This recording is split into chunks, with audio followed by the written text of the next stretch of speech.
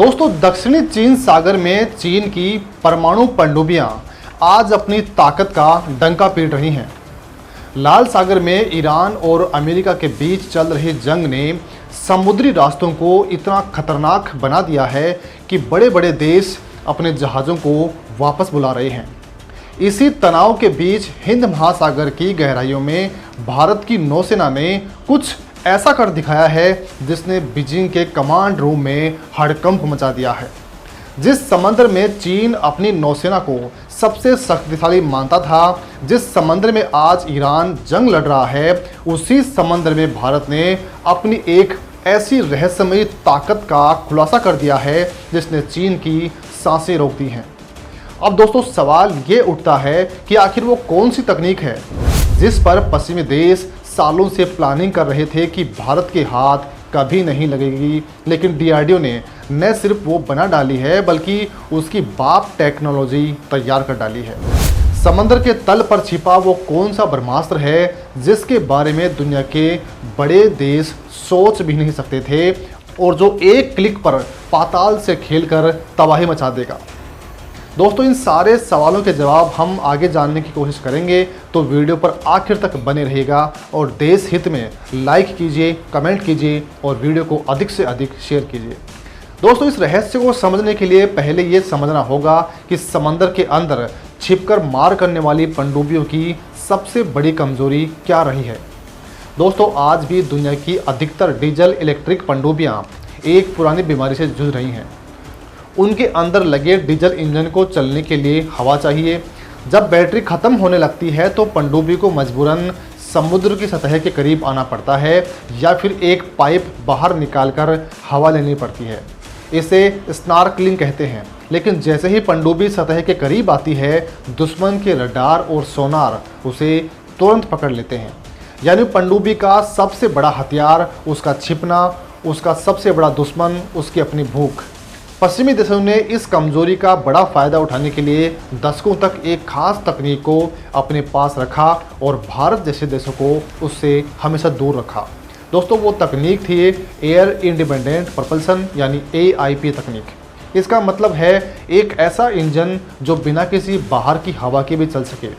अगर किसी पनडुब्बी में ये तकनीक लगी हो तो उसे हफ्तों तक समुद्र की गहराइयों में रहने की आज़ादी मिल जाती है। न सतह पर आना, न स्नॉर्कलिंग, न पकड़े जाने का डर। अमेरिका, रूस और यूरोप के देशों ने इस तकनीक को अपने पास ही रखा। भारत ने सालों तक कोशिश की, लेकिन हर बार कोई ना कोई बहाना बनाकर ये तकनीक देने से इन देशों ने भारत को मना कर दिया। डीआरडीओ के सामने अब दो रास्ते थे, या तो वो विदेशों के आगे हाथ फैलाता रहे या फिर खुद ऐसा कुछ बनाए जो दुश्मन की कल्पना से भी परे हो। अब दोस्तों, डीआरडीओ ने यहाँ पर तीसरा रास्ता चुना है। उन्होंने न सिर्फ AIP तकनीक को बनाया बल्कि उसमें फास्फोरिक एसिड फ्यूल सेल यानी PAFC का इस्तेमाल किया।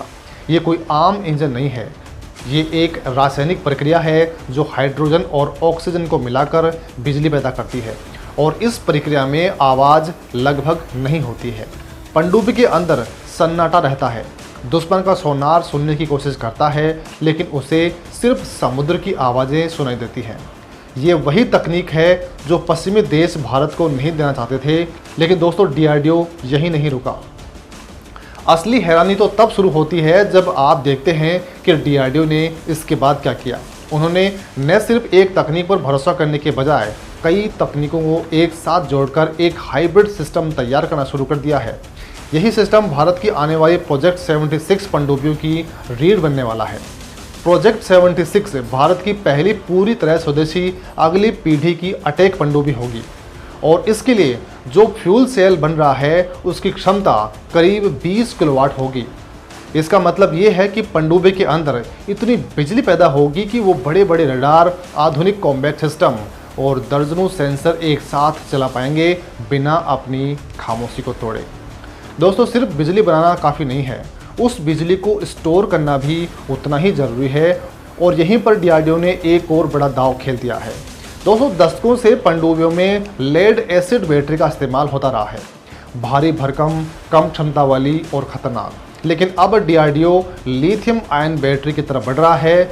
यही बैटरी आपके फ़ोन और इलेक्ट्रिक कार में होती है, लेकिन पनडुब्बी के लिए इसे बनाना एक अलग ही चैलेंज होता है। लिथियम आयन बैटरी पारंपरिक बैटरी से बहुत ज़्यादा पावरफुल और अधिक ऊर्जा स्टोर कर सकने वाली होती है, वो भी कम जगह में और कम वजन में। इसका फ़ायदा ये होगा कि पनडुब्बी केवल बैटरी के दम पर ही पहले से कई गुना अधिक समय तक पानी के अंदर रह सकती है। दोस्तों, अब आप सोच रहे होंगे कि इतनी बड़ी तकनीक को बनाया तो गया, लेकिन क्या ये समंदर के अंदर सच में काम करने वाली है? तो इसका जवाब छिपा है विशाखापट्टनम में। डीआरडीओ ने वहाँ एक लैंड बेस्ड टेस्ट फैसिलिटी यानी LBTF बनाया हुआ है। ये कोई आम लैब नहीं है। यहाँ इंजीनियरों ने समुद्र की गहराइयों जैसी परिस्थितियाँ बना रखी हैं। कंपन, तापमान, नमी, दबाव, सब कुछ। पनडुब्बी का हर एक हिस्सा पहले इस लैब में महीनों तक चलता है और फिर जब ये साबित हो जाता है कि ये असली समुद्र में भी टिकेगा, तभी इसे पनडुब्बी में लगाया जाता है।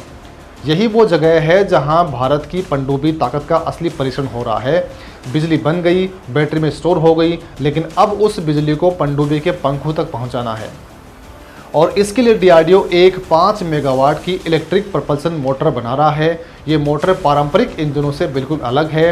ये high power permanent magnet motor है।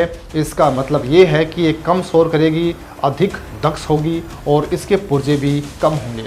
कम पुर्जों का मतलब है कम टूट फूट, और कम टूट फूट का मतलब है पनडुब्बी लंबे समय तक बिना किसी खराबी के समंदर में रह पाएगी। सबसे बड़ी बात, ये मोटर पूरी तरह से स्वदेशी है, यानी अब भारत को प्रपल्सन के लिए किसी विदेशी कंपनी का मुंह नहीं ताकना पड़ेगा। पिछले कई सालों से भारत की पनडुब्बियों का दिल विदेशों में ही धड़कता रहा है। रूस से इंजन, यूरोप से बैटरी, अमेरिका से सेंसर। हर बार कोई जब संकट आता तो विदेशों से ये सप्लाई रुक जाती और भारतीय पनडुब्बियां बंदरगाह पर खड़ी रह जाती। लेकिन अब तस्वीर पूरी तरह से बदल चुकी है। भारत का स्वदेशी फ्यूल सेल, लिथियम आयन बैटरियां, हाई पावर इलेक्ट्रिक मोटर और स्मार्ट पावर मैनेजमेंट सिस्टम, ये सब मिलकर भारत का अपना एक पूरा अंडर वाटर प्रपल्सन इकोसिस्टम बना रहे हैं। ये सिर्फ एक पनडुब्बी बनाने की कहानी नहीं है, ये भारत की समुद्री आत्मनिर्भरता की कहानी है। दुनिया की सबसे आधुनिक नौसेनाएं अब AIP लिथियम आयन बैटरी को अलग अलग तकनीक नहीं मानती।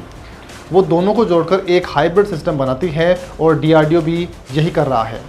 भविष्य की भारतीय पनडुब्बियां सिर्फ मजबूत इंजन से नहीं चलेंगी, बल्कि उनके अंदर एक स्मार्ट सॉफ्टवेयर होगा जो हर पल तय करेगा कि कब फ्यूल सेल चलाया जाए, कब बैटरी से काम चलाया जाए और कब पनडुब्बी को एकदम खामोश कर दिया जाए। ये सॉफ्टवेयर पनडुब्बी के कप्तान से पहले खतरे को भांप लेगा। जब ये सब तकनीक एक साथ मिलेंगी तो भारत की पारंपरिक पनडुब्बियां आज की तुलना में कई गुना अधिक पावरफुल हो जाएंगी।